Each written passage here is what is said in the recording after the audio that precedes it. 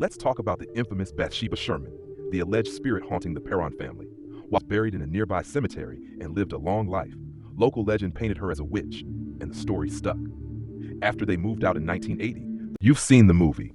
But what if I told you the terrifying tale behind The Conjuring is based on a true story, even more disturbing than fiction? In 1971, the Perron family moved into a secluded farmhouse in Harrisville, Rhode Island. A fresh start, a quiet place to raise 5 daughters. But what they didn't know was that this house held secrets, and some of them refused to stay buried. At first, it was subtle: doors creaking open, strange drafts in sealed rooms, objects disappearing and reappearing elsewhere.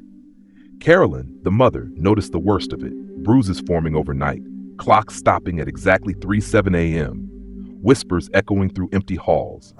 Their dog refused to enter the house. Their youngest daughter spoke of a friend no one else could see.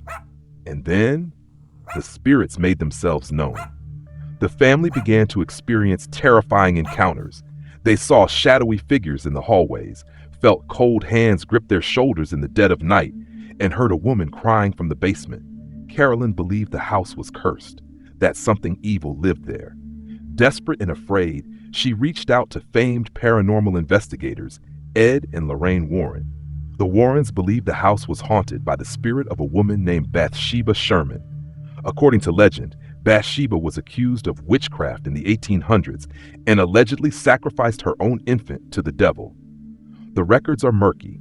Her grave is real. Her story? Lost between fact and fear. Lorraine claimed to have felt a dark presence the moment she stepped into the home. During a seance, Carolyn was allegedly possessed. She spoke in tongues, levitated, and was thrown across the room. The Warrens tried to cleanse the house, but not all spirits leave peacefully. Eventually, the Perrons stayed. They endured the torment for nearly a decade before finally moving out. They said the house was quieter after the seance, but the memories remained chilling, unforgettable. To this day, the Perron daughters recall what happened, and they stand by their story. The movie, The Conjuring, took liberties, adding demonic possessions and exaggerated scares, but the root of it all is real: a family, a house, and something they couldn't explain. Some say Bathsheba's spirit still lingers in that old farmhouse. Others believe the land itself is cursed. Whatever the truth may be, the house remains. And it's still standing, waiting. Let's talk about the infamous Bathsheba Sherman, the alleged spirit haunting the Perron family. While the movie portrayed her as a witch who sacrificed a child, historical records are murky. Bathsheba Thayer Sherman was born in 1812 and lived on a farm near the Perron home. She was accused, but never convicted, of killing a baby with a sewing needle during her time as a nanny. Though she was buried in a nearby cemetery and lived a long life, local legend painted her as a witch, and the story stuck. After they moved out in 1980, the Perrons still claimed to be haunted by the trauma they experienced. Andrea Perron, the eldest daughter, went on to write a trilogy of books titled House of Darkness, House of Light, documenting their time in the farmhouse. She maintains that everything they encountered was real and believes the house still carries dark energy to this day. Ed and Lorraine Warren went on to investigate some of the most chilling paranormal cases in history. These include the infamous Amityville Horror, Annabelle the Cursed Doll, and the Enfield Poltergeist in London. Many of these stories also became blockbuster movies, forming the core of the Conjuring universe.